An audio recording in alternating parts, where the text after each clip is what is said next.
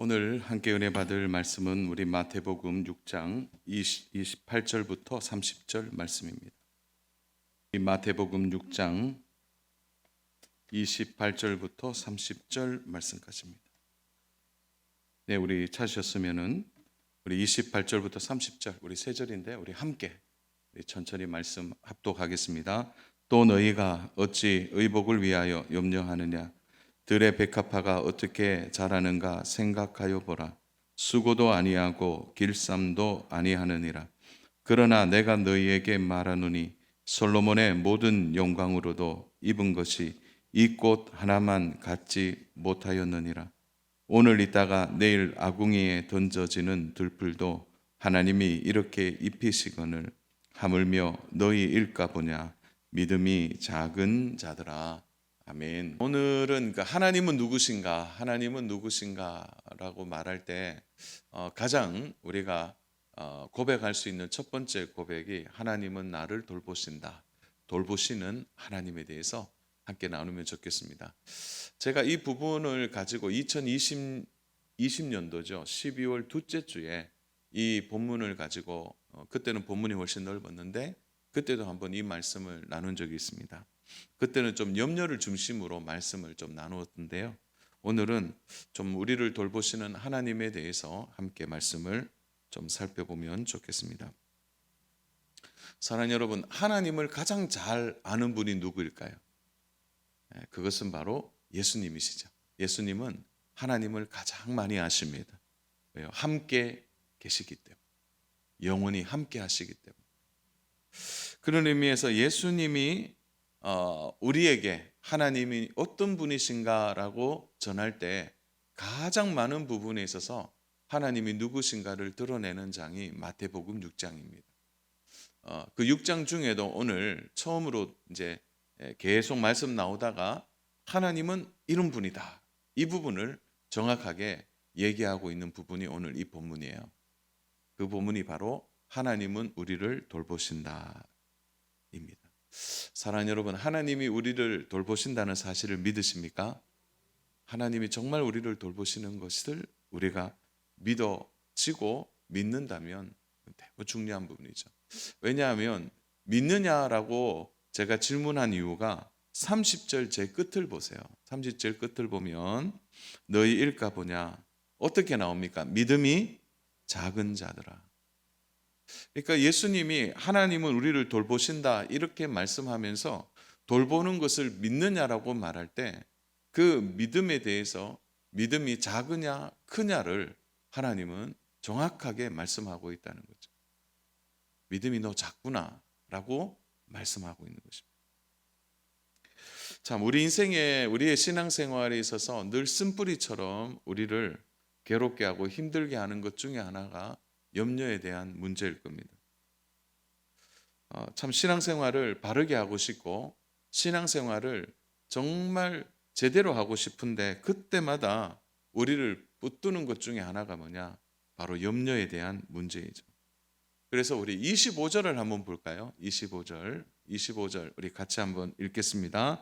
그러므로 내가 너희에게 이르노니 목숨을 위하여 무엇을 먹을까? 무엇을 마실까? 몸을 위하여 무엇을 입을까? 염려하지 말라. 목숨이 음식보다 중하지 아니하며 몸이 의복보다 중하지 아니하냐. 이미 예수님은 우리에게 답을 주고 계신 것입니다. 예수님은 말씀하셨어요. 의식주에 대하여 염려하지 말라는 것입니다. 그 이유도 너무 간단하게 말씀하세요. 복잡하지 않으세요. 그 의식주를 하나님이 돌보신다는 거죠.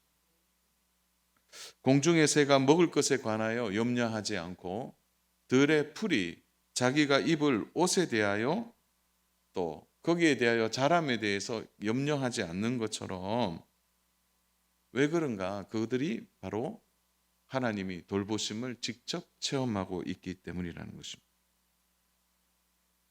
자, 오늘은 좀 더 구체적인 이제 적용들을 이제 예수님께서 말씀하시는데 바로 들의 야생 백합화를 보라고 말씀하십니다.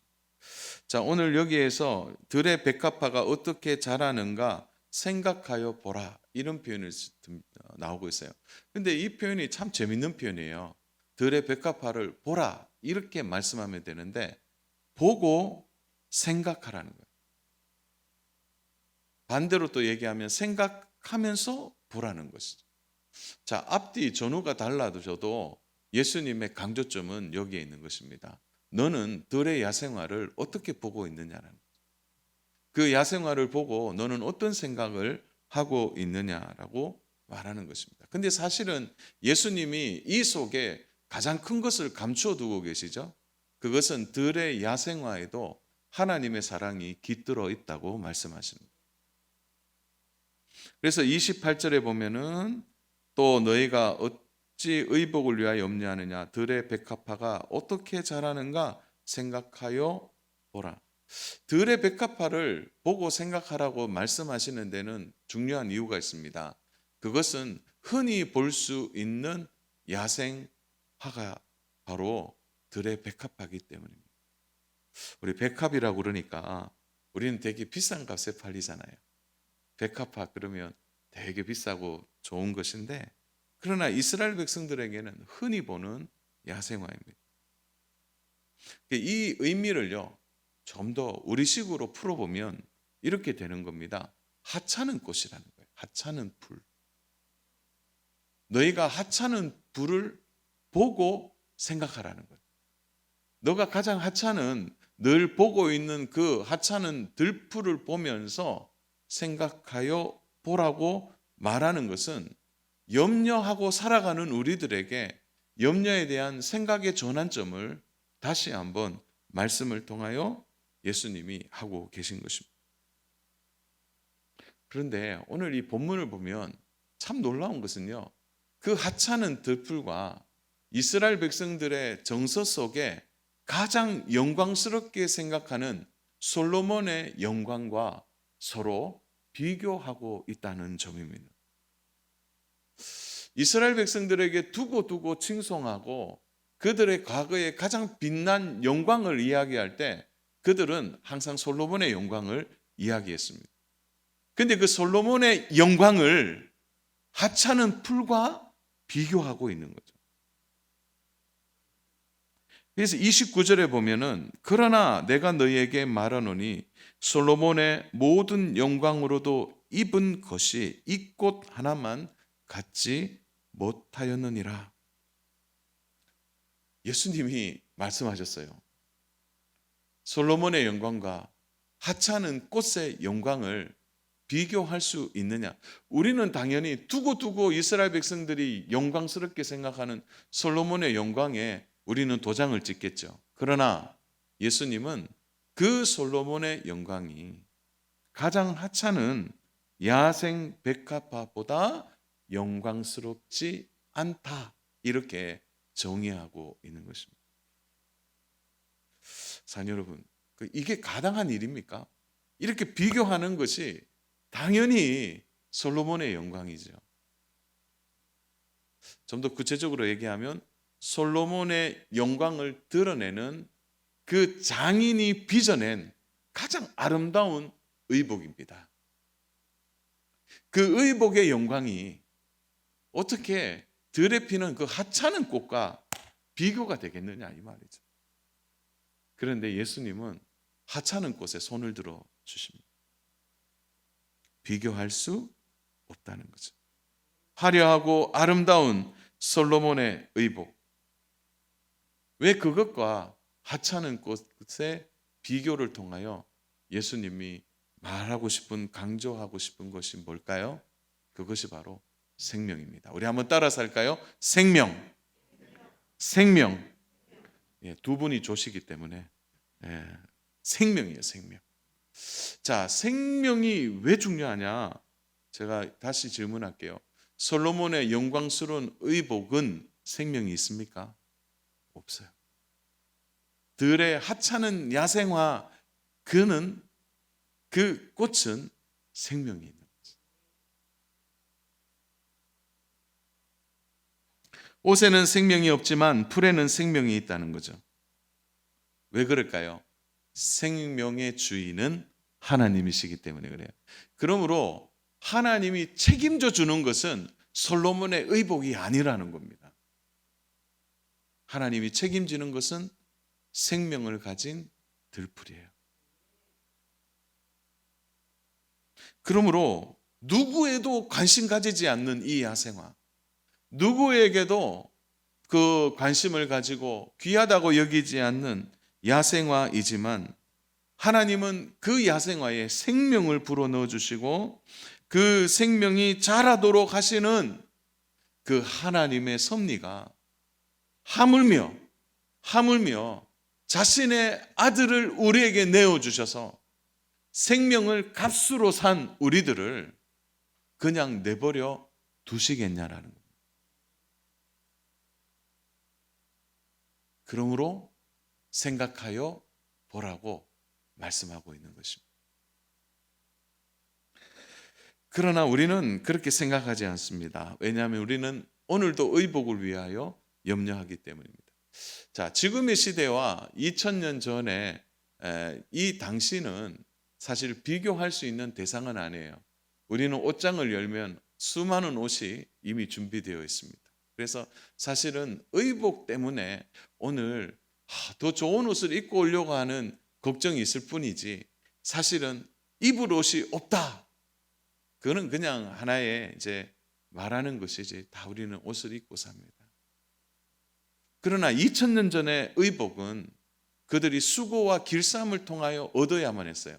그래서 보통 가정들은 한두 벌이 다 합니다. 그래서 재산 목록에 들어가요. 그러하기에 이 의복은 너무나 귀하고 소중한 것이 되어지는 거죠. 그래서 오늘 본문을 보시면 수고하여라는 단어가 나오고 길쌈이라는 단어가 나오는데 수고라는 단어의 정확한 원문의 해석은 남성의 노동을 얘기하는 것이고 길쌈은 여성의 노동을 의미하는 것입니다. 그러므로 남자나 여자나 노동을 통하여 의복을 얻어야 되는데 그 의복을 얻기 위한 과정에서 오는 염려를 하나님은 오늘 단호하게 말씀하고 있는 거죠. 너 염려하지 말라고 말씀하는 것입니다. 너희가 수고하고 길쌈을 통하여 얻어지는 그 의복, 너희는 그것에 집중하지만 나는 생명을 준 너희에게 더 많은 관심과 돌봄을 직접 하고 있음을 말씀하고 있는 것입니다. 사랑하는 여러분, 땅에 심겨진 꽃들 그리고 아무도 관심 없는 들에 핀 백합화조차도 하나님은 자라게 하십니다. 아름다운 꽃을 피게 하십니다. 누가 보지 않아도 피게 하시죠. 성장하게 하시고 그 성장을 통하여 아름답게 하시는 것입니다. 그러므로 솔로몬의 입은 옷과 들의 꽃을 비교할 수 없는 이유는 들의 꽃에는 생명을 가지고 그 생명을 직접 하나님이 돌보신다는 사실 때문에 솔로몬의 영광과 비교할 수 없는 것입니다. 사랑하는 여러분, 혹 염려로 우리의 삶에 참 요즘은 의복이 좀 전에 설명했듯이 많아서 우리가 의복 때문에 염려하지는 않습니다. 다만 더 좋은 옷을 입고 싶은 우리의 마음이 있을 뿐이죠. 그러나 오늘 여기에서 우리가 놓치지 말아야 될 중요한 지점은 바로 의복이라는 이것을 위하여 노동하고 힘쓰고 애쓰는 우리의 수고가 하나님이 보실 때 어떠하냐라는 것입니다. 물론 우리는 땀을 흘려 일을 해야 합니다. 사랑하는 여러분, 기독교는요 일을 해야 해요. 열심히 일을 하고 그 열심히 일한 것을 통하여 하나님의 은혜를 받는 것이죠. 그러나 더 중요한 것은 이 모든 과정을 누가 돌보고 계시냐라는 그 주인 의식에 대한 부분을 우리가 분명히 해야 할 것을 말씀해 주고 있는 것입니다. 그래서 우리의 중심이 의복이 되는 것이 아니라 우리에게 의복을 주실 하나님, 우리에게 또한 돌보셔서 입게 하시고 먹게 하시고 살게 하시는 하나님을 돌보시는 하나님을 우리가 바라볼 것을 말씀해 주시는 것입니다. 사랑하는 여러분, 때로는요 들의 꽃들을 보세요. 씨가 무질서하게 뿌려집니다. 어떤 데는요, 씨가 날아가서 엉뚱한 곳에 내려앉기도 하고 그 씨가 다른 곳에 떨어지기도 하는 거죠. 요즘 같은 시대에 아스팔트 같은 곳에 씨가 떨어지기도 하죠. 심지어 고속도로 그 쌩쌩 달리는 차의 중간에 거기에 씨가 뿌려지기도 합니다. 근데 놀라운 것은요, 그 씨가 무질서하게 뿌려지지만 그 씨에서 씨가 땅으로 그 얼마 되지 않는 흙 속으로 들어가서 뿌리를 내리고 그 꽃이 자라게 되는 것을 우리가 보게 되는 것입니다. 겉으로 사람들은 얘기합니다. 자연의 섭리다, 생명력이다, 이렇게 보이지만 그것은 하나님의 인위적인 손길입니다. 자연 법칙이 아니라 하나님이 입히신다고 우리들에게 보여주시는 것입니다. 그러므로 우리는 자세히 보고 생각해야 되는 거죠. 사랑하는 여러분, 우리가 성도로서 살아가면서 너무 우리의 마음을 때로는 의식화하는 것도 문제이지만 때로는 들에, 그리고 이 아스팔트에서 그 틈새에 자라는 꽃을 보면서 우리는 또 생각하고 생각해야 되는 거죠. 그것은 하나님이 입히시고 돌보신다는 것입니다. 들풀에 핀 백합화가 솔로몬의 영광으로 입은 의상보다 아름답다면 우리는 얼마나 하나님 앞에 존귀한 존재입니까? 죄가 우리를 무너뜨리고 죄가 우리를, 하나님과 우리 사이를 가려서 때로는 우리 자신을 바라보면서 아름답지 못하고 때로는 우리의 믿음이 너무 작아서 하나님의 그 돌보심의 그 손길을 우리가 느끼지 못한다 할지라도 우리는 이 대명제 앞에서 분명히 기억해야 합니다. 하나님이 우리를 돌보신다. 돌보신다.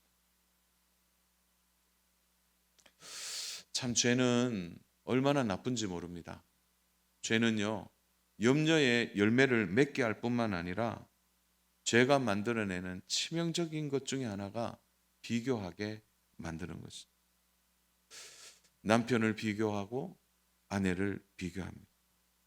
심지어 자녀들도 다른 자녀들과 비교하게 되는 것입니다. 참 이러한 비교하게 만드는 죄의 이 열매들은 우리의 인생을 행복하게 만드는 것이 아니라 비참하고 불행하게 만드는 것입니다.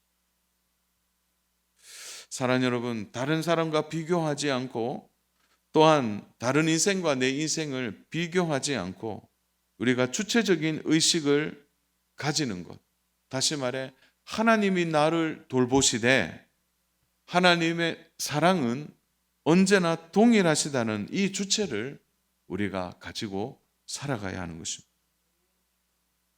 하나님을 믿지만 여전히 신뢰하지 못하고 염려와 비교 속에 살아간다면 오늘 예수님이 우리에게 하시는 말씀이 너무나 정확하게 들리는 거죠. 30절, 바로 너희 일까 보냐 믿음이 작은 자들아. 사랑하는 여러분, 결국은 염려와 비교는 다 하나님에 대한 믿음이 작다는 것에서 나오는 결과입니다. 우리에게 주시는 하나님의 믿음의 기능이 무엇입니까? 우리의 현실을 이기고 고통을 견디게 하고 믿음으로 시련 가운데 우리를 기쁘게 만드는 이 놀라운 하나님의 은혜를 망각하도록 만드는 것입니다.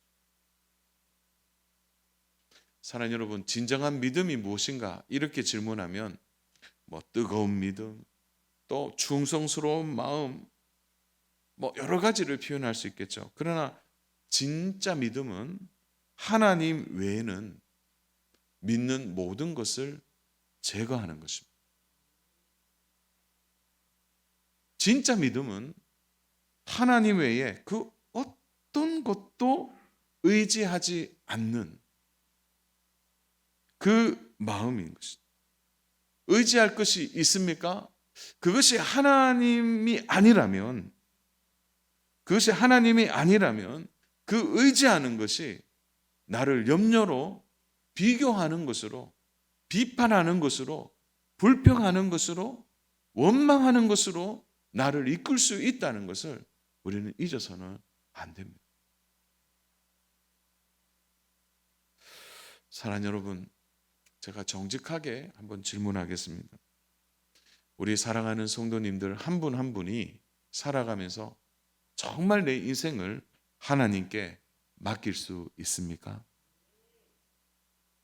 내 인생을 하나님께 맡긴다면 맡기는 근거가 무엇입니까? 내 인생을 하나님께 맡긴다 이렇게 말할 때 내 인생을 하나님께 맡기는 근거는 언제나 하나여야 됩니다. 그것은 하나님만이 나를 돌보시기 때문입니다. 그 어떤 솔로몬의 영광의 의복보다 생명이 있는 그 야생, 그 하찮은 들풀도 하나님이 돌보시고 입히시기 때문에 하물며 생명을 주시고 나를 사신 하나님의 그 놀라운 사랑의 돌보심이 나에게 없겠느냐라고 말할 수 있는 믿음이 우리에게 있어야 하는 것입니다. 저는 오늘 말씀을 듣는 성도님들 한 분 한 분에게 이런 믿음이 다시 회복되고 살아나고 선포되는 믿음으로 세워지기를 축복합니다. 하나님이 돌보신다는 것.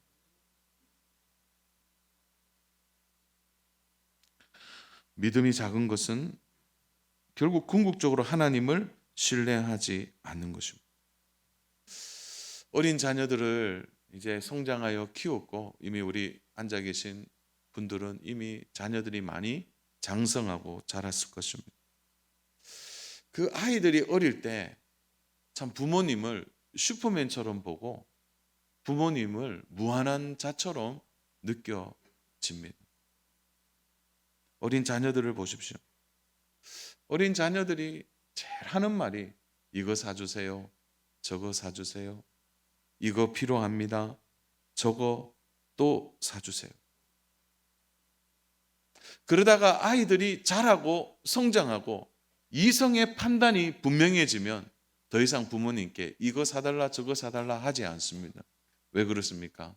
인식 체계가 달라졌기 때문에. 아버지의 능력을 측정하는 것입니다. 어머니의 그 생활의 능력을 자녀들이 판단하는 거죠. 참 이럴 때 이미 부모와 자녀 사이가 이제 어느 정도 정리가 되는 것 같아요. 그러나 어린 자녀들이 한없이 그럴 때 여러분 어떠십니까? 돈이 없어도 사주고 싶은 마음이 부모님의 마음입니다. 돈이 없는데도 주고 싶은 거예요. 육신의 부모도 그러할진데 카드가 있으면 카드를 긁어서라도 사주고 싶은 것이 부모님의 마음일진데 들의 야생화도 내버려 두시지 아니하시는 그 사랑의 하나님이 우리를 그렇게 하시겠느냐라는 것입니다. 사랑하는 여러분, 확실한 것은 의심하지 않고 믿고 신뢰하며 구하는 그런 믿음이 우리에게 필요한 것입니다. 아예 생각하세요. 우리를 돌보시는 하나님은 육신의 아버지를 넘어섭니다. 그분에게는 부족함이 없습니다. 그분은 전능자십니다. 아버지는 모자라서 못해줄지 몰라도 우리 하나님의 은혜와 하나님 아버지는 우리에게 모든 것을 할 수 있는 분이십니다. 신뢰하지 아니한다면 어떻게 우리의 믿음이 자라겠습니까? 그러므로 우리의 인생을 언제나 염려로 결론을 내려서는 안 됩니다. 사랑하는 여러분, 하나님이 우리를 돌보신다는 것에 우리는 잃을 것이 하나도 없습니다. 돌보시는 하나님은 우리를 붙드시기 때문입니다. 하나님에 대한 신뢰는 오늘 우리의 삶의 현재뿐 아니라 또 우리의 앞으로의 살아갈 삶에도 언제나 동일한 주제요 우리의 신뢰의 중심입니다. 그러므로 사랑하는 여러분, 미래에 대한 불안을 갖고 계십니까? 내일에 대한 걱정을 갖고 계십니까? 그렇다면 먼저 하나님과의 관계를 정리하십시오. 돌보시는 하나님을 신뢰하고 있는지를 물어보셔야 합니다. 과거를 한번 돌아보십시오. 저도 말씀을 이제 준비하다가 과거를 많이 생각해 봤습니다. 저도 위험한 고비들이 몇 가지 있었더라고요. 그런데 불행한 경험들, 실패한 경험들, 실수한 일들, 화나고 속상하는 그런 일이 있음에도 불구하고 오늘 우리가 이 자리에 있지 않습니까? 오늘 우리가 살아가는 삶의 의식주의 문제, 때로는 걱정이 있지만 이만큼 살게 해주시고 이만큼 은혜 가운데 살아가게 해주신 것은 하나님이 우리를 돌보셨기 때문입니다. 그러나 사랑하는 여러분, 제가 과감하게 말씀드립니다. 우리가 살아있는 한 염려는 같이 있을 겁니다. 염려는 노력하지 않아도 자연스럽게 우리의 마음에 씨를 뿌리고 우리의 마음속에 자라게 될 것입니다. 그렇지만 우리는 확신해야 되는 거죠. 그러한 염려가 자라는 속도보다 하나님에 대한 전적인 신뢰, 우리를 돌보시는 하나님에 대한 믿음, 하나님에 대한 그 높은 신뢰는 그 염려를 이겨낼 뿐 아니라 우리를 하나님의 사람으로 세워지도록 우리를 이끌고 갈 것입니다. 그러므로 하나님은 어떠한 경우에도 나를 버리지 않는다는 것을 꼭 기억하십시오. 하나님이 우리를 끝까지 돌보시고 책임져 주시고 인도해 주심에 대하여 흔들리지 않기를 주님의 이름으로 축복합니다. 오늘 들풀조차 입히시는 하나님, 그 하나님이 생명을 가진 우리를, 하나님의 자녀를 돌보지 아니하시겠습니까? 염려가 마음속에 있습니까? 그 염려를 오늘 하나님께 맡기시고 하나님께 깊은 은혜를 구하시기 바랍니다. 오늘도 우리에게 갑자기 찾아오는 수많은 염려가 오늘도 문을 열고 우리의 마음속에 올 것입니다. 우리는 가끔 쏟아지는 염려 앞에 주체할 수 없는 걱정과 근심을 할 때가 있을 겁니다. 학교 간 아이에게 혹시 무슨 일이 생겼을까? 직장 간 아들에게 혹시 어떤 일이 생기지 않았을까? 남편이 직장에서 혹시나 사고 난 것은 아닐까? 아침에 운전대를 잡고 나오면서 혹시 오늘 교통사고가 나면 어떻게 될까? 갑자기 내 몸에 어디가 아픈데 이게 큰 병이 아닐까? 그러한 염려와 두려움이 오늘 우리 안에 가득 채우고 남은 만큼 우리에게 엄습해 올 때, 그때 오늘 우리가 선언하고 외쳐야 할 것은, 그럼에도 불구하고 하나님은 나를 돌보시고 하나님은 우리 가정을 돌보시고 보호하시고 함께 해주신다. 이 믿음을 선포하고 선언하는 것이야말로 우리의 생활 속에 하나님의 임재를 경험하고 사는 것과 같은 것입니다. 주 안에 사랑하는 여러분, 우리 안에 많은 염려는 대부분 마귀의 역사입니다. 어떻게 하든지 믿음을 작게 만들고 어떻게 하든지 하나님과 우리 사이를 이간질해서 우리의 믿음이 자리 잡지 못하도록 만드는 것이 사단의 가장 큰 전략이고 계략인 것입니다. 우리는 하나님께 기도해야 할 것입니다. 사랑하는 여러분, 염려를 하나님께 맡기시고 우리를 돌보시고 우리를 사랑하시고 끝까지 인도해 주시는 그 복된 하나님을 오늘도 의지하고 믿고 사랑하고 살아가는 우리 믿음의 모든 성도님 되시기를 주님의 이름으로 축복합니다.